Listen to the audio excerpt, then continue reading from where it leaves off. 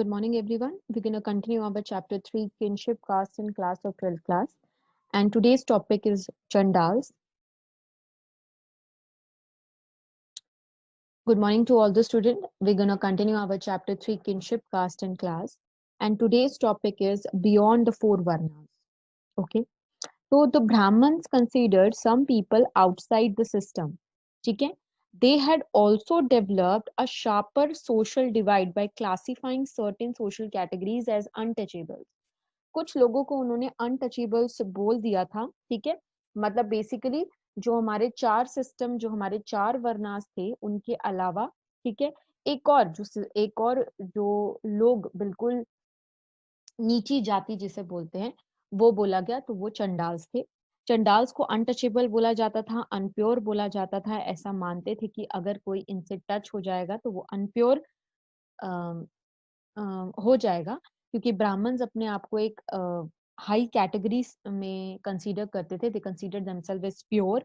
तो ऐसा बोला जाता था कि अगर चंडाल्स के आप नियर बाय भी आते हैं तो आपका धर्म भ्रष्ट हो जाएगा। ओके। तो those who consider them those who ever considered them as pure, they avoided taking food from the untouchables, or they were basically not even coming close to the chandals, basically we're talking about. Okay, ऐसा मैंने आपको पहले ही बता दिया कि ऐसा माना जाता था कि अगर इनके साथ आप उस एरिया में, सपोज जहाँ पे चंडाल्स हैं और आप उस एरिया में आ गए हैं, तो वो पूरा एरिया पॉल्यूट हो जाएगा और उसको फिर प्योर करना पड़ेगा इनको। ठीक है। तो बेसिकली चंडाल्स थे कौन? These were the people who were doing the menial jobs. ठीक है, वेरी डिटोराइटिंग जॉब्स। वो क्या माना जाता था? जैसे कॉप्स को हैंडल करना, ठीक है, फिर डेड एनिमल्स और डीके जो चीजें हो रही हैं उसको क्लीन करना, ये सब चीजें इनका मेन काम होता था। They performed task and they performed these tasks and they were known as chandals. Okay, they lied at the bottom of the hierarchy, बिल्कुल लास्ट पे बॉटम ऑफ द हायरकी में आते थे। ठीक है। देयर टच, अगर किसी को टच कर दे तो उसको पॉल्यूट माना जाता था। ठीक है। Okay, Manusmriti has laid down certain duties that were of Chandals. जो ड्यूटीज चंडाल्स को फॉलो करनी थी वो मनुस्मृति में मेंशन है। First of all they lived outside the village, village के आउटस्कर्ट्स में रहते थे या फिर आउटसाइड ऑफ द विलेज रहते थे। They were using the discarded utensils, जो भी यूज्ड यूटेंसिल्स होते थे उसमें खाना खाते थे। They use to wear the clothes of dead people. ठीक है, जो मर चुके हैं उनके कपड़े इनको दिए जाते थे और फिर ये वो पहनते थे। They use to wear the ornaments of iron as well. ठीक है, जितने भी ऑर्नामेंट्स थे ये सब आयरन के पहनते थे। ये लोग फ्रीली कभी भी डे टाइम में ओपनली विलेज के अंदर नहीं घूम सकते थे। They were allowed to only walk in the villages और सिटी एट द नाइट। ठीक है। And a person use to clap before. Okay, एक पर्सन पहले क्लैप करता था, फिर मतलब जैसे सपोज चंडाल्स कहीं से एंटर कर रहे हैं तो एक पर्सन पहले क्लैप करता हुआ आएगा कि आप लोग अपने, और सारे लोग अपने घर में छिप जाते थे, कोई इनको देखना भी पसंद नहीं करता था। ऐसा माना जाता था कि अगर आपने देख भी लिया है इनको तो भी आप पॉल्यूट हो गए हैं। तो this was basically the condition of Chandals. बहुत ही डिग्रेडेड लाइफ इन्होंने जी है, जो हमारे ब्राह्मिकल टेक्स्ट में मेंशन था कि इनको इसी टाइप की लाइफ, ठीक है, रहना है। ये इसी कैटेगरी में बॉर्न है और because it is the divine origin people were force to follow. Okay. एक चाइनीज बुद्धिस्ट मॉन्क फाजियन, ठीक है, इन्होंने अनटचेबल्स के बारे में लिखा है। जो मैंने आपको ये बताया था कि लोग क्लैप करते थे स्ट्रीट्स पे ताकि लोग इनको अवॉइड करें, चंडाल्स को अवॉइड करें, ये देख ना पाए। तो ये फाजियन ने अपनी बुक में लिखा है। एक और चाइनीज पिलग्रिम जुआन जैंग जो आए थे, उन्होंने ये देखा था कि जो he observed that executioner and scavengers were forced to live outside the city. तो executioners and scavengers are the chandals। ठीक है, तो ये सब इन्होंने अपनी बुक में मेंशन किया है। Next topic we are moving to why Mahabharata is called as a dynamic text. ठीक है, महाभारत को हम एक डायनेमिक टेक्स्ट क्यों बोलते हैं? ये कभी कभी डायरेक्ट क्वेश्चन आ जाता है 8 मार्क्स का, कभी कभी छोटे में भी आ जाता है, तो you have to write accordingly. and whatever information you have about Mahabharat, you can write down in it in very no, if suppose it comes for 8 marks, you can write down it in detail. Okay, Mahabharata की story आपको थोड़ा थोड़ा हर चीज mention करना पड़ेगा कि क्या था क्या नहीं था. ओके, तो बेसिकली महाभारत को डायनेमिक टेक्स्ट क्यों बोलते हैं? तो Mahabharata is a unique book first of all. Okay, it has a all basic human emotion. इसमें हम सारे ह्यूमन इमोशंस को देखते हैं. एंगर देखा है हमने, ग्रीड देखा है, एनवे, हेट्रेड, रिवेंज देखा है, लव देखा है, फ्रेंडशिप देखी है. हर टाइप ऑफ ह्यूमन इमोशंस हमने इसमें देखा है. ठीक है. मोस्ट ऑफ द सिचुएशंस जो जो उस टाइम पे सिचुएशन थी, वो अभी भी, even today, we find this situation in our day to day life. ठीक है. Fight between cousins are always there about the land or about the ego. कुछ ना कुछ ये केसेस आप लोग नॉर्मली अपनी लाइफ में देखते होंगे, है ना? ओके, तो थोड़ा सा डिटेल में जाते हैं महाभारत के. तो historians considered several elements when they basically, जब भी हिस्टोरियंस अलग अलग चीजों को एनालाइज करते हैं, ठीक है, तो वो सारी चीजें एनालाइज करके अपना कुछ फाइंडिंग लिखते हैं. ठीक है, एक जिस्ट लिखते हैं. तो वो इसके लैंग्वेज, जो महाभारत की लैंग्वेज है, उसके साथ भी बहुत ज्यादा उन्होंने एनालाइज किया. Historian consider several elements when they were analysing the text.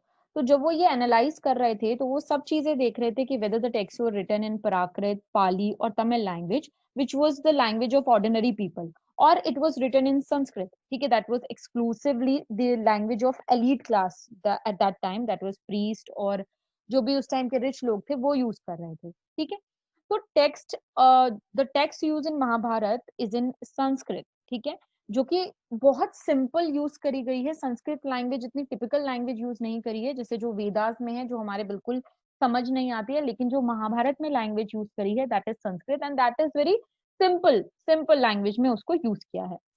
तो historians have classified the content of Mahabharata into two broad categories. One is narrative and other is didactic. ठीक है.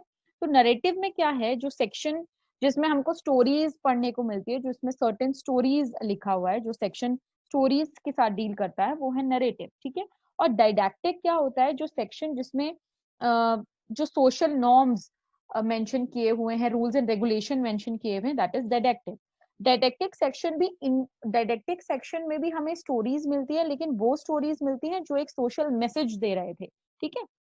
There is a difference. See, narratives have certain stories, जैसे कुछ हुआ, जैसे कोई incident हुआ. For example, अगर मैं द्रौपदी का इंसिडेंट लूं कोई, ठीक है, द्रौपदी की शादी हुई थी, ठीक है, तो वो इंसिडेंट अगर महाभारत में मेंशन है, तो that will be in narrative. ठीक है. सिमिलर, अगर मैं अर्जुन की लड़ाई ले लूं, तो अर्जुन की लड़ाई से हमें कुछ सोशल नॉर्म्स मिलता है, कुछ मैसेज मिलता है, तो वो डाइडेक्टिक सेक्शन हो जाएगा.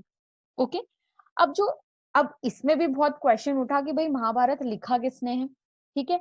तो और ऐसा बोला जाता है कि जो ओरिजिनल स्टोरी है, ठीक है, ओरिजिनल स्टोरी है, वो शायद चैरियट रीडर्स, जो चैरियट, सॉरी, चैरिटर्स थे, उन्होंने लिखे. अब चैरिटर्स कौन होता है? चैरिटर्स आर द पीपल, जैसे जो रथ चलाते हैं, सारथी चलाते हैं, क्योंकि वो किंग के साथ हमेशा रहते थे, तो उनको बहुत ज्यादा इसके बारे में अच्छे से पता है. तो ऐसा बोला गया कि स्टार्टिंग में शायद उन्होंने ये लिखना स्टार्ट करा है, और फिर बाद में इसको ब्राह्मण्स ने अपने हाथ में ले लिया है.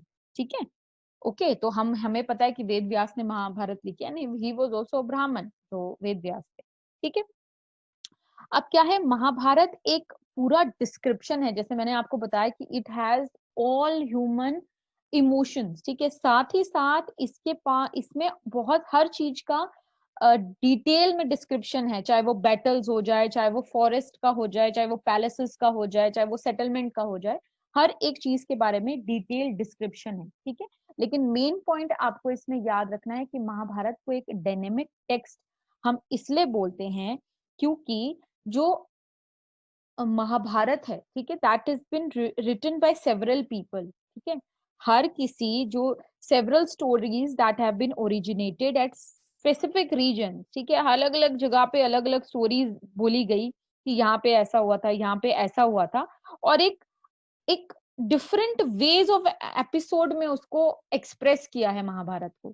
लेकिन तब भी, और इसका ये बेनिफिट हुआ है कि महाभारत की ग्रोथ स्टॉप नहीं हो पाई, क्योंकि हर लोग उस टाइम पे सब ने अपने अपने ओपिनियंस लिखे, सब लोग अपने अपने इंसिडेंट सपोज शेयर कर रहे हैं। तो growth of Mahabharata did not stop with certain language, क्योंकि अलग अलग रीजन के लोग अलग अलग चीजें लिख रहे थे, अलग अलग लैंग्वेज में लिख रहे थे, अलग अलग एक्सप्रेशन, अलग अलग इमोशंस महाभारत के साथ जुड़े हुए हैं। ठीक है, तो मैंने जैसे आपको बोला कि संस्कृत वर्जन में इसका लिखा गया है, तो ऐसा मतलब नहीं है कि महाभारत का ग्रोथ स्टॉप हो गया है कि वो संस्कृत वर्जन में लिखा गया। ठीक है, version has been written in many languages. ठीक है, and it is in the form of dialogue between the people. ठीक है, ये डायलॉग के फॉर्म में है, ये जैसे डायलॉग चल रहा है, जैसे आपके इंग्लिश में प्ले होता है, वैसे ये डायलॉग फॉर्मेशन में जैसे दो लोगों के बीच बात हो रही है, उसमें महाभारत लिखी गई है।